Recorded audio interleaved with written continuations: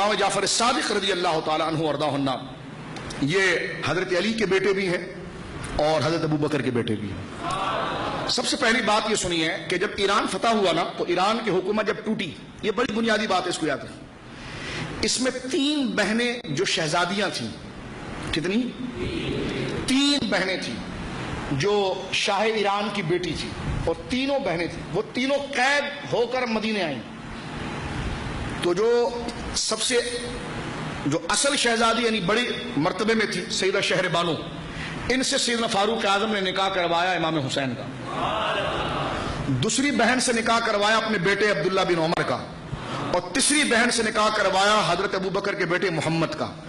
तो ये तीनों बहनें इन 3 शख्स के निकाह में गई। इमाम अली मकाम के निकाह में एक बहन गई, एक गई हजरत क़िबला मोहम्मद बिन अबी बकर के निकाह के अंदर, और इसी तरह ये तरतीब हजरत अब्दुल्ला बिन उमर। हजरत अब्दुल्ला बिन उमर के निकाह में जो खातून गई, उनके बतन से पैदा हुए सालिम, और ये बहुत बड़े मुहद्दिस हैं, मोहम्मद बिन अबी बकर के निकाह में जो आई हैं, उनसे पैदा हुए कासिम।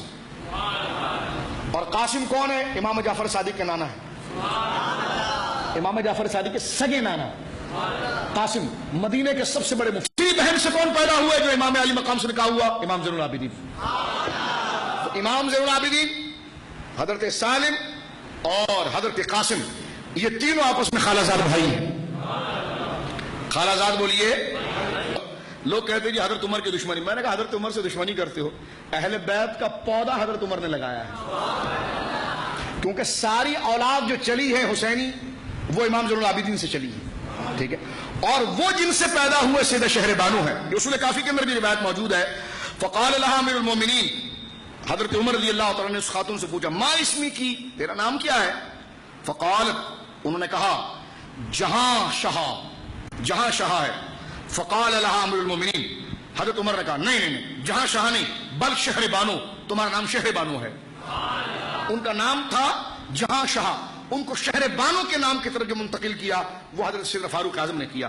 फिर सुम्मा क़ाल लिल हुसैन, फिर आपने हजरत उमर, ये उसूल का हजरत उमर रज़ी अल्लाह ताला ने सैयदा शहर बानो को यह कहा, ला यलीदन्न लका मिन्हा खैल अर्द फवलदत अली इब्न हुसैन।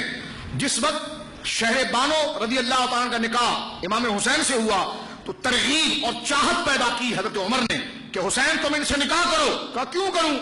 कहा इसलिए कि मैं उमर ये कहता हूं, ला यलीदन्न लका मिन्हा खैल अर्द, इसके बतन से तेरा एक ऐसा बेटा पैदा होगा कि दुनिया भर के पाए के मुत्तकी उसका मुकाबला नहीं कर सकेंगे।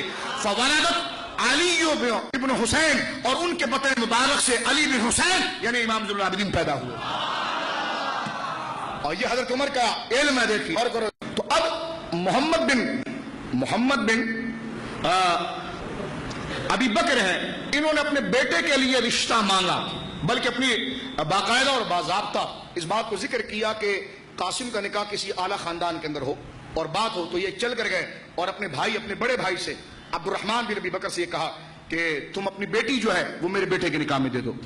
तो फिर हजरत अबू बकर के 2 बेटे, ये तो अब्दुल्ला भी बेटे हैं, तो हजरत अबू बकर के 2 बेटे मोहम्मद बिन अबी बकर और अब्दुर्रहमान बिन अबी बकर। मोहम्मद बिन अबी बकर के बेटे कासिम और अब्दुर्रहमान बिन अबी बकर की बेटी, उनका निकाह हुआ।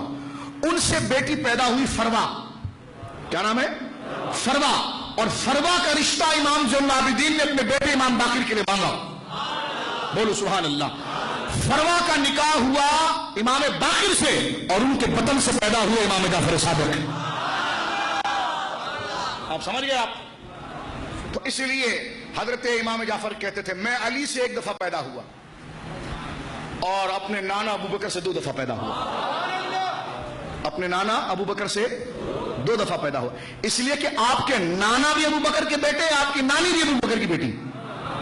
क्योंकि जब इन दोनों चचजातों में शादी हुई तो फरवा पैदा हुई, और फरवा का रिश्ता मांगा इमाम ज़ैनुल आबिदीन ने अपने बड़े बेटे इमाम बाकिर के लिए, और उनके बतन से पैदा हुए हजरत इमाम जाफर सादिक। तो फड्डा कहां था अबू बकर के साथ?